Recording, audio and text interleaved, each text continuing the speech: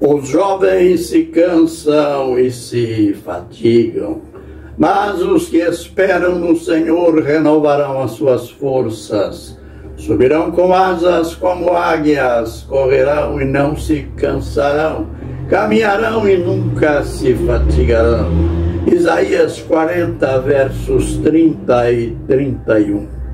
Ministério Pão Vivo. Vem comigo em meu canal no YouTube para mais um tempinho de lições e aprendizado no livro de Deus. Hoje a gente começa uma nova sessão, embora ela é correlacionada com a anterior. Enquanto aquela que terminamos ontem, estávamos falando sobre a ressurreição do Senhor Jesus Cristo. Agora iremos falar diretamente sobre a ressurreição, mais propriamente a ressurreição dos santos. E a gente começa com aquela declaração, aliás, a primeira declaração clara sobre a ressurreição, feita pelo profeta Daniel. Daniel 12, verso 2. Desde o verso 1, a gente percebe que o profeta está falando sobre o tempo do fim, sobre acontecimentos alusivos ao tempo do fim. E nisto a gente percebe que a ressurreição dos justos também é o acontecimento, ou é um dos acontecimentos do tempo do fim. No verso 2, ele declara, Daniel 2, aliás, 12, 2, o profeta declara: muitos ressuscitarão, uns para a vida eterna e outros para a vergonha e castigo eterno. Note que nesta primeira declaração, ela é claríssima, mostrando as duas ressurreições que acontecerão no final. E convém repetir o verso: muitos ressuscitarão, uns para a vida eterna e outros para a vergonha e castigo eterno. Interessante que o profeta maior, o Filho do Homem, o Senhor Jesus Cristo, ele repetiu, ele mostrando a correlação entre ele e o Pai. Ele disse que, falando sobre julgamento, ele mostrou que quem julga o homem é a sua palavra. E logo em seguida, ele disse que naquele dia os mortos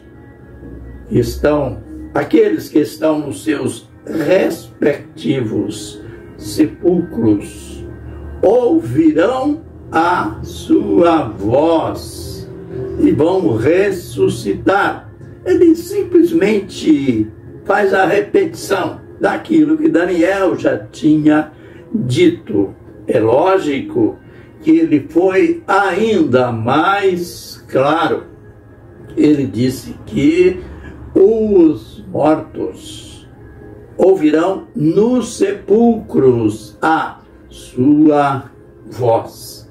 Parece estranho, né?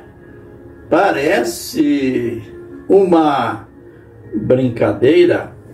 Os mortos nos seus sepulcros ouvirem a voz do Senhor, mas é sério. E E então ele mostra mais uma vez que uns ressuscitam para a vida, aqueles que praticaram o bem, andaram com Deus, ressuscitam para a vida, e aqueles que praticaram o mal ressuscitam para a condenação. Você já notou que é comum, quando falece alguém, é comum nós usarmos aquele vocabulário? Aliás, é uma palavra de consolação, mas biblicamente é uma consolação falsa, mentirosa. Normalmente dizemos: descansou, descansa em paz. Será que é verdade esse termo? É claro que das fadigas da vida, das dores físicas da vida terrena, aquele morto descansou.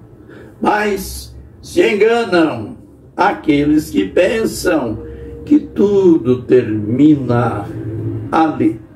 Então, isto é apenas uma introdução, mas a nossa sessão propriamente dita, ela se concentra em 1 Coríntios 15.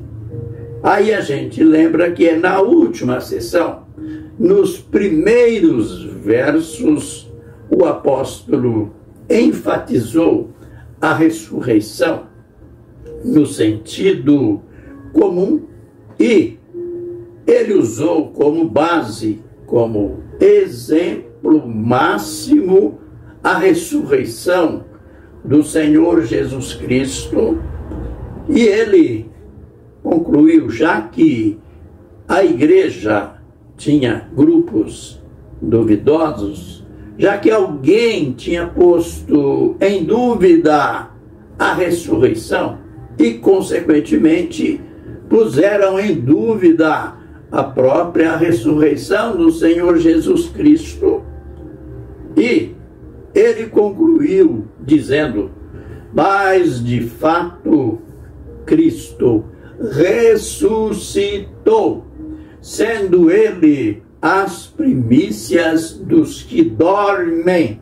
E ele continua: assim como por um homem veio a morte, por um homem veio a ressurreição. Vamos guardar bem isto. Estes dois homens, embora entre ambos têm os seus antagonismos, nós iremos ver que eles são figuras análogas dentro do propósito, dentro do plano de Deus. Por um homem veio a morte, por Adão, e por um homem, Cristo, veio a ressurreição. E ele completa: assim como em Adão todos morrem, em Cristo todos serão vivificados, isto é, serão ressuscitados. Aí então, quando ele vai falar da ressurreição dos justos, ele usa até um termo rústico, quando ele vai usar aquilo que é usual entre aqueles incrédulos.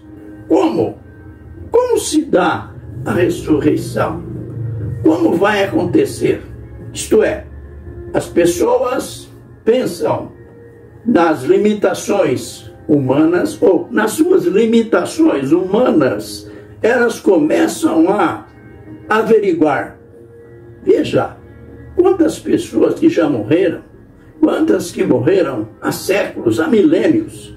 Como será esta ressurreição?